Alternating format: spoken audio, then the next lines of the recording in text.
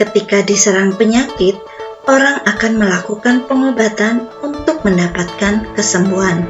Pengobatan dapat dilakukan setelah melakukan pemeriksaan atau ketika muncul gejala, baik itu dengan mengkonsumsi obat dalam bentuk kapsul, suntik, sirup, ataupun jamu. Apa saja bentuk sediaan obat itu?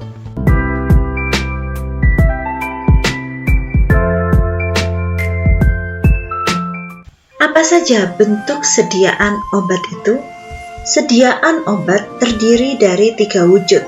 Yang pertama yaitu wujud padat, yang kedua yaitu wujud cair, dan yang ketiga yaitu wujud gas. Pertama, saya akan membahas tentang bentuk sediaan padat. Serbuk, pulvis atau pulveres, yaitu campuran kering bahan obat atau zat kimia yang dihaluskan ditujukan untuk pemakaian oral atau untuk pemakaian luar. Pulvis adalah serbuk yang tidak dibagi, sedangkan pulveres adalah serbuk yang dibagi dalam bobot yang lebih kurang sama. Apa saja keuntungan dan kerugian dari penggunaan bentuk sediaan serbuk? Keuntungan dari bentuk sediaan serbuk yaitu lebih mudah terdispersi dan lebih larut daripada bentuk sediaan yang dipadatkan. Sebagai alternatif bagi anak-anak dan orang dewasa yang sukar menelan kapsul atau tablet. 3. Obat yang terlalu besar volumenya untuk dibuat tablet atau kapsul dalam ukuran yang lazim dapat dibuat dalam bentuk serbuk. Lalu yang keempat, lebih stabil dibandingkan bentuk sediaan yang cair. Kerugian dari bentuk sediaan serbuk yaitu rasa yang tidak enak, tidak tertutupi, pahit, kelat, asam, lengket di lidah. Yang kedua, mudah terurai jika ada lembab. 2. Bentuk sediaan padat yaitu tablet. Tablet adalah sediaan padat yang mengandung bahan obat dengan atau tanpa bahan tambahan. Bentuk tablet rata-rata cembung, rangkap, umumnya bulat. Dapat ditambah bahan tambahan atau tanpa bahan tambahan. Bahan tambahan dapat berupa bahan pengisi, penghancur, pengikat, pelicin, pelincir, dan pembasah. Tablet yang dijual di pasaran harus memenuhi syarat yang sudah ditentukan, mencakup keseragaman ukuran, keseragaman bobot, waktu hancur, keseragaman isi bahan aktif, dan yang kelima, kekerasan dan kerapuhan tablet. Adapun keuntungan bentuk sediaan tablet yaitu pemberian berupa unit dose system, dosis tepat, praktis dan efisien, waktu peresepan dan pelayanan di apotik dapat lebih cepat, lebih mudah dibawa dan disimpan, mudah ditelan, dan efek obatnya lama. Sedangkan kerugian bentuk sediaan tablet yaitu menyulitkan terapi individual, pahit, tablet besar, sukar ditelan, sakit pada tenggorokan. Yang kedua, waktu hancur lebih lama dibandingkan dengan larutan. Tablet ini dapat juga dikonsumsi dengan 3 cara. Yang pertama yaitu oral. Cara mengkonsumsinya adalah dengan ditelan. Cara kerja dapat berupa tablet lepas cepat, lepas lambat maupun lepas tunda. Yang kedua yaitu dikunyah. Tablet tidak langsung ditelan, melainkan dikunyah kemudian baru ditelan. Hal ini menimbulkan efek sistemik. Lalu yang ketiga adalah sublingual. Tablet dengan efek sistemik tanpa dicerna melalui saluran pencernaan, meletakkan tablet di bawah lidah. Lalu tablet juga dapat digunakan untuk pemakaian luar, seperti misalnya vaginal. Tablet vaginal bentuknya pipih dan bentuknya seperti amandel oval. Hal ini memberikan efek lokal. Yang kedua, implantasi.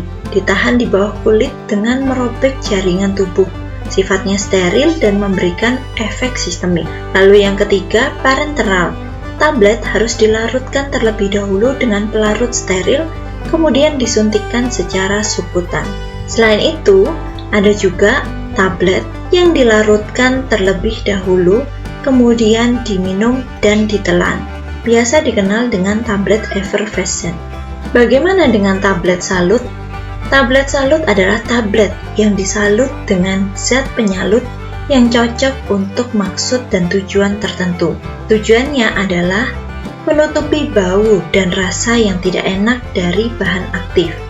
Yang kedua, mencegah rusaknya bahan aktif yang sensitif kena cahaya atau akan mudah terurai. Yang ketiga, mencegah terjadinya interaksi antarmuka antara tablet inti dengan lingkungan sekitar yang dapat merusak sifat fisika kimia tablet. Salah satunya dalam penyalutan ini yang ingin dihindari adalah asam lambung. Bentuk sediaan padat lainnya yaitu kapsul. Kapsul adalah sediaan padat yang terdiri dari satu macam obat atau lebih atau bahan inert lainnya yang dimasukkan ke dalam cangkang kapsul gelatin keras atau lunak yang dapat larut. Keuntungan dari bentuk sediaan kapsul yaitu bentuk menarik dan praktis, tidak berasa menutup rasa dan bau dari obat yang kurang enak. Kapsul dapat diisi dengan cepat, mudah ditelan dan cepat hancur di dalam tubuh sehingga lebih mudah diabsorpsi oleh usus. Keuntungan lainnya yaitu dokter dapat memberikan resep kombinasi dari bermacam bahan obat dengan dosis yang berbeda sesuai kebutuhan seorang pasien. Kerugian dari bentuk sediaan kapsul yaitu tidak bisa untuk zat mudah menguap sebab pori-pori cangkang tidak menahan penguapan. Yang kedua, tidak untuk zat-zat yang higroskopis sehingga mudah mencair. Yang ketiga, tidak untuk zat-zat yang bereaksi dengan cangkang kapsul. Dan yang keempat, tidak untuk balita dan tidak bisa dibagi seperti halnya dengan tablet. Apa bahan yang digunakan untuk cangkang kapsul?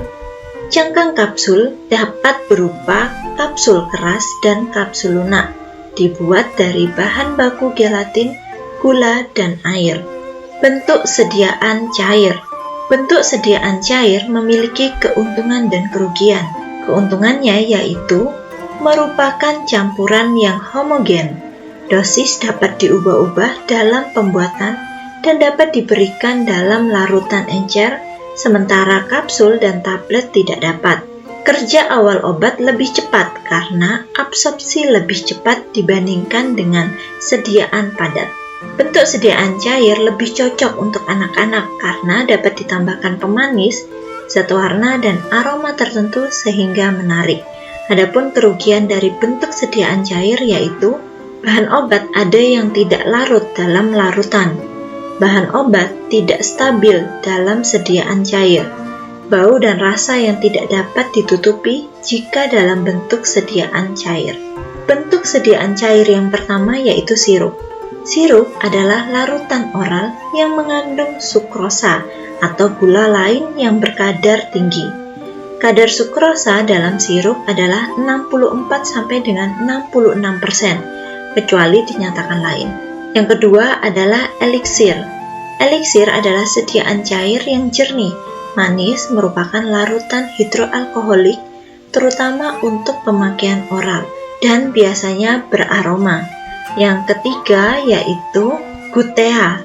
Gutea ini adalah obat tetes, yaitu sediaan cair berupa larutan, emulsi atau suspensi yang digunakan baik untuk obat luar maupun obat dalam. Yang keempat yaitu injeksi.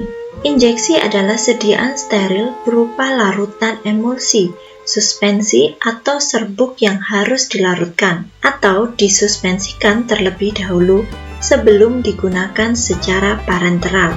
Suntikan dengan cara menembus atau merobek jaringan ke dalam atau melalui kulit atau selaput lendir.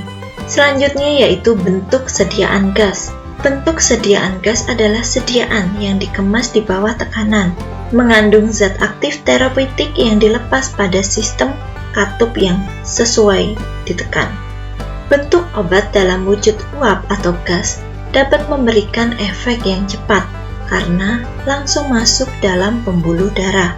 Obat akan masuk dalam tubuh melalui rongga mulut dan hidung, selanjutnya langsung masuk dalam pembuluh darah dan memberikan efek. Obat dalam bentuk uap atau gas membutuhkan alat dalam penggunaannya, seperti nebulizer, atau inhaler. Terima kasih sudah menonton video ini. Jangan lupa like, share, dan subscribe.